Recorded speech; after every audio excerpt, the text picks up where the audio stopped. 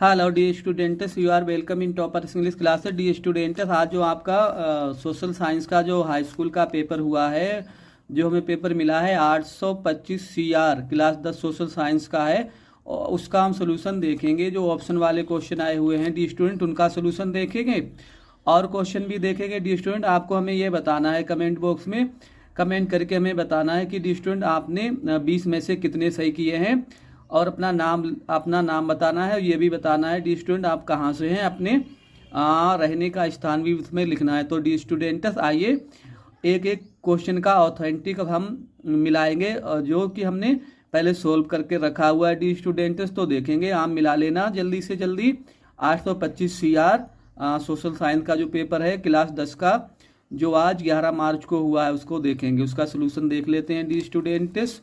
तो देखते हैं, तो डी स्टूडेंट्स देखते हैं। देखो पहला क्वेश्चन देख लेते हैं डी स्टूडेंट्स। देखो पहला क्वेश्चन क्या है, 1889 में फ्रांस में राष्ट्रवाद की प्रथम अभिव्यक्ति का क्या परिणाम हुआ। तो डी स्टूडेंट्स, क्या इसका आंसर सही, फ्रांस की क्रांति। ठीक। दूसरा देख लेते हैं डी स्टूडेंट्स। दूसरा क्वेश्चन, जर्मनी के एकीकरण में प्रमुख भूमिका किसकी थी। हिटलर की, बिस्मार्क की, मुसोलिनी की, गैरीवाल्डी की, बिस्मार्क की। तो ऑप्शन सही है बिस्मार्क। ठीक है। तीसरा देखेंगे, आनंद मठ उपन्यास के लेखक कौन थे। जो आनंद मठ उपन्यास था डी स्टूडेंट्स, उसके लेखक कौन थे। तो बंकिम चंद्र चटर्जी, मतलब ऑप्शन ए पहला ही सही है इसका। अगला देखेंगे, महामंदी का सबसे बुरा असर पड़ा परिवहन पर, कृषि क्षेत्र पर, तकनीकी पर, उपयुक्त में से किसी पे भी नहीं। तो ऑप्शन बी सही है, कृषि क्षेत्र पर। अगला देख लेते हैं डी स्टूडेंट्स। पांचवा क्वेश्चन है, अंतर्राष्ट्रीय मुद्रा कोष की स्थापना कहाँ पर की गई। देखो, फ्रांस में, इटली में, संयुक्त राज्य अमेरिका में, ब्रिटेन में। तो इसका ऑप्शन सही है संयुक्त राज्य अमेरिका में। ठीक है, ऑप्शन सी सही है। छठा क्वेश्चन देख लेते हैं, निम्नलिखित में से कौन सा संघीय राज्य नहीं है। चंडीगढ़, उड़ीसा, राजस्थान, तमिलनाडु। तो कौन सा है, ऑप्शन ए चंडीगढ़, क्योंकि ये एक यूनियन टेरिटरी है, मतलब केंद्र शासित प्रदेश है। अगला देखेंगे, सातवां, लोकतंत्र का प्रमुख गुण निम्नलिखित में से कौन सा है। देशभक्ति की भावना है, राष्ट्रीय चरित्र का निर्माण है, प्रगतिशील सरकार है, इनमें से सभी। तो इसका ऑप्शन डी सही है, इनमें से सभी।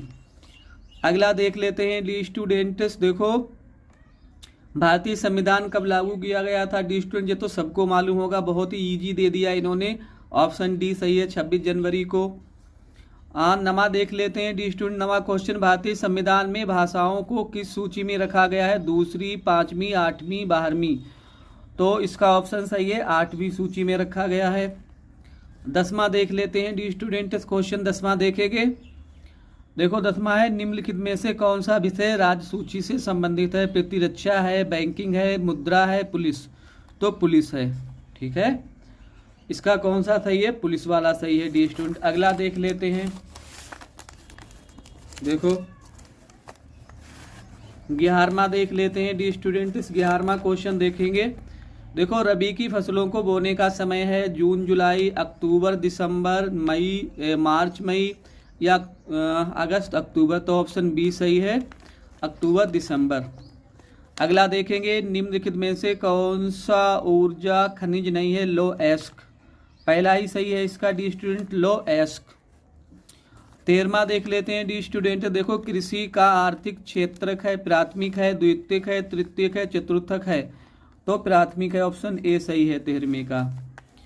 अगला देखेंगे डी स्टूडेंट क्वेश्चन 14वां देखेंगे। निम्न में गैर परंपरागत ऊर्जा का साधन है। खनिज तेल है, कोयला है, प्राकृतिक गैस है, सौर ऊर्जा।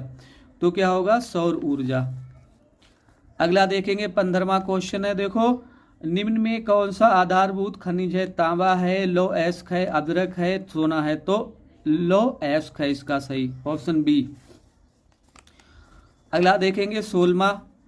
देखो, पृथ्वी सम्मेलन का आयोजन कब हुआ। 1991, 1992, 1993, 1994। तो क्या ऑप्शन सही है, 1992।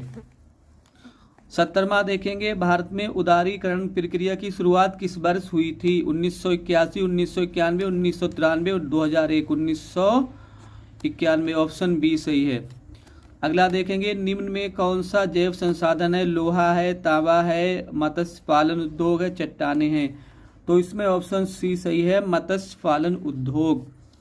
19वां और 20वां देख लेते हैं डी स्टूडेंट्स। देखो 19वां क्या है? निम्नलिखित में से किस बरस में बांग्लादेश ग्रामीण बैंक की शुरुआत हुई थी डी स्टूडेंट? 1970। ठीक है। अगला देखते हैं, लास्ट क्वेश्चन देखेंगे, किसी देश का विकास आधारित है प्रति व्यक्ति आय पर है, औसत साक्षरता दर पर है, लोगों की स्वास्थ्य स्थिति पर है, या उपयुक्त सभी? तो डी स्टूडेंट इसका ऑप्शन सही है, उपयुक्त सभी। तो डी स्टूडेंट्स देखो हमने आपको जो करा दिए हैं 20 जो कि बिल्कुल ऑथेंटिक डी स्टूडेंट आंसर किए हमने, बिल्कुल पहले से सही से चेक किए हैं।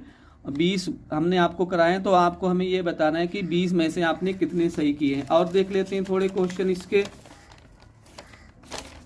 देखो ये दिए हैं, ये तो आपने कर लिए होंगे अपने आप। देखो इनमें आपको बताने की ज़रूरत क्या है, ये तो आपने कर लिए होंगे।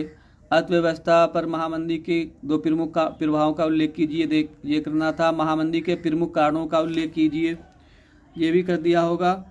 राजनीतिक दलों के किन्हीं 4 कार्यों को लिखिए। देखो बहुत सिंपल क्वेश्चन पूछा था। लोकतंत्र की किन्हीं 2 प्रमुख चुनौतियों का वर्णन कीजिए। ये भी बहुत सिंपल क्वेश्चन पूछे थे ये स्टूडेंट इन्होंने। देखो फिर देखेंगे अगला तीसरा क्वेश्चन देखो दिया है। देखो औपचारिक एवं अनौपचारिक साख के मध्य अंतर स्पष्ट कीजिए। ग्रामीण भारत में औपचारिक साख के प्रमुख स्रोतों की विवेचना कीजिए। ये है वैश्वीकरण से आप क्या समझते हैं? भारतीय कृषि पर इसके प्रभाव का उल्लेख कीजिए, ये दिया है एक। अथवा और इन्होंने पूछा भारत में कपास के उत्पादन के किन्हीं 2 क्षेत्रों का परिचय दीजिए, तो आपने किए होंगे। भारत में मैग्नीज उत्पादन एवं वितरण का वर्णन कीजिए, ये है। और ये दिया था। वर्णनात्मक क्वेश्चन देख लेते हैं। देखो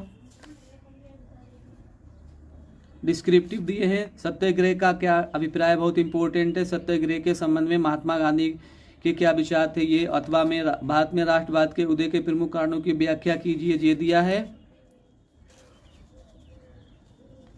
छठा है भारत की संघीय शासन व्यवस्था की विशिष्टता का वर्णन कीजिए, ये दिया है। अथवा भारत एक धर्मनिरपेक्ष राज्य किन्हीं 2 प्रावधानों पर के आधार पर स्पष्ट कीजिए। Describe the specific features of the federal system of government of India, चाहे इंग्लिश में देख लेना आप।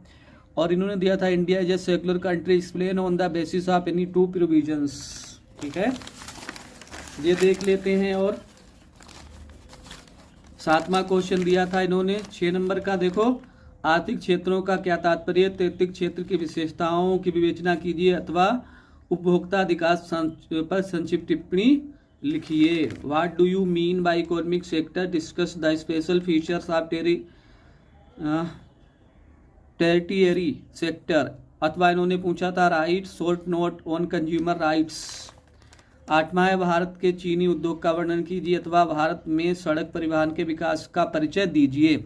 Describe the sugar industry of India, ये पूछा था।